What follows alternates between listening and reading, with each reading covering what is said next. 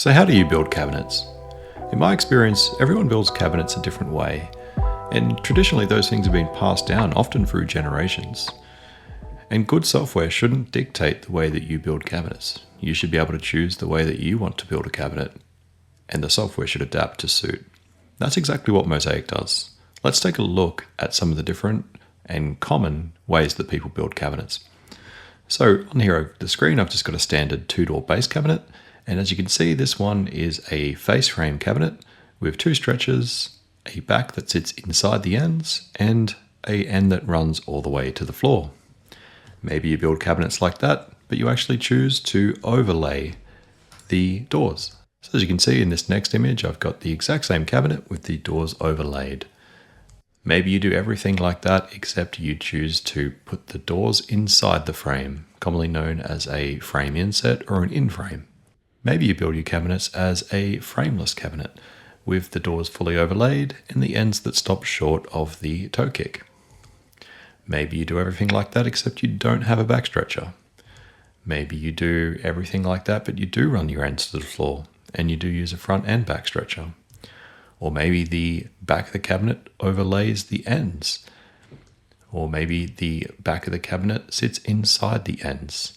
Maybe you build frameless cabinets, but you have the doors inside the frame. Maybe you do all of that, but you don't run the end to the floor. Or maybe you do all of that, except you use a full top instead of stretchers. Or maybe you run stretchers over the ends and a bottom that runs over the ends. And maybe you use a material that's got a different thickness for the back of the cabinet. Maybe you do all of that, but you use the same thickness back. Maybe you run your stretchers from front to back across the cabinet. Or maybe you run stretchers for the ends of the cabinet to allow airflow to run through the cabinet. The point I'm trying to make is however you build a box is perfectly fine. You can instruct Mozaik to build cabinets the way that you would like to build them by simply changing what we call parameters.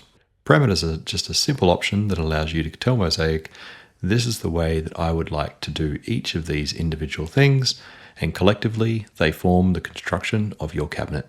Let's jump into Mozaik now to see how this comes together. So inside Mozaik, what you can see is that we have this area called parameters. Parameters, as I mentioned, is a way of giving you choices to build a construction method. So you could build cabinets the way you want to build them.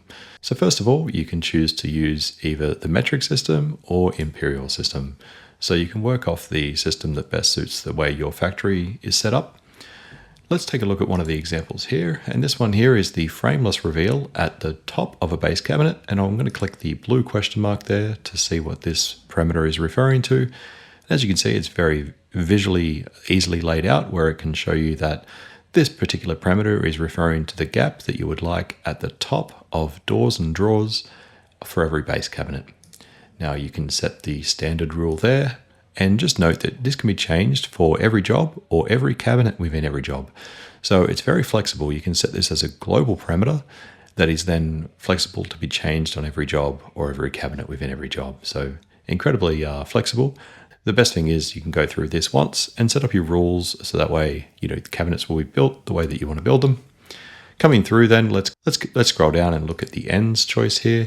So one of the examples I've shown before in the pictures was this option here, deciding whether the base cabinet ends run to the floor, yes or no. Very simple choice that controls that one. There's also things like, how does the back and the end connect? Do you run the back over the end, commonly known as a plant-on back? Does your back butt into the end of the cabinet? And if you had a recess, would the end continue back to the wall and the back would then carry the recess?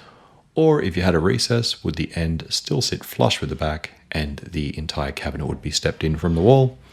Or do you choose to do a qualified tenon blind dado construction, also known as a mortise and tenon construction in certain markets? Coming down, you can also control things like the way you would dado those cabinets together. So everything from the amount of inset to the amount of slop required from the dado, everything is covered as a simple choice.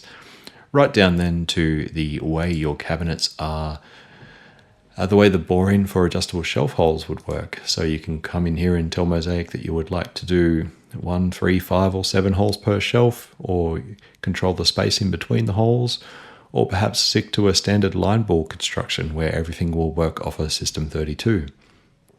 All the choices are readily available for you to just simply change in this option here. And then right down to things like, how is the general cabinet constructed? So starting here, then there's like 6 standard ways of building a box that Mozaik would have as a starting point for you to then continue customizing through the parameter options. So that's how the parameters come together to build a construction method. Once you've gone through and you will enter in answers to each one of these questions, you can press Save As, and then save this as a construction method choice. So simply allowing you to then give this a name and saving that into your library as one of these predefined choices. That way, if you were starting a new job and you wanted to switch to a different option, you can press load and then load in one of your construction choices with all the parameters preset the way that you need them to be set. So far what we've been looking at in this video is really to do with the way that the cabinet parts come together to form the cabinet. We'll take a look at how you can join the cabinet parts together using fasteners or fix-ins or various types of hardware in the next video.